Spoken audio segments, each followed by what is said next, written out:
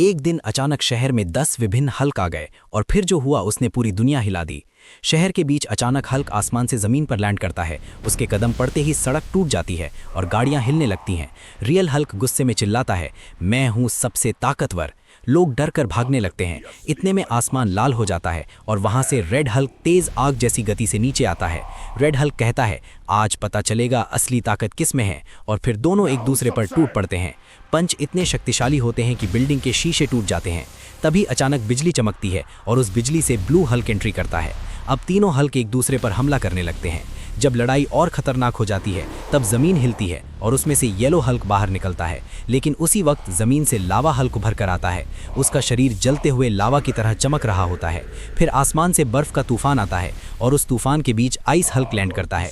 सब सोच ही रहे होते हैं कि अब लड़ाई रुक जाएगी, तभी अंधेरा छा जाता है और उस अंधेरे में से डार्क हल्क निकल कर आता है। उसकी आंखें लाल चमक रही होती हैं, लेकिन उसके तुरंत बाद आसमान से सुनहरी रोशनी चमकती है और वहां से गोल्डन हल्क उतरता है। उसका शरीर सोने की तरह चमक रहा होता है। फिर एक और जोर का धमाका होता है और इलेक्ट्रिक हल्क, शैडो हल्क और मेगा टाइटन हल्क भी आ जाते हैं। अब शहर के बीच हल्क के इतने सारे वेरिएंट्स खड़े होते हैं कि जमीन भी कांपने लगती है। और फिर शुरू होती है सबसे बड़ी हल्क बैटल जो दुनिया ने कभी नहीं देखी।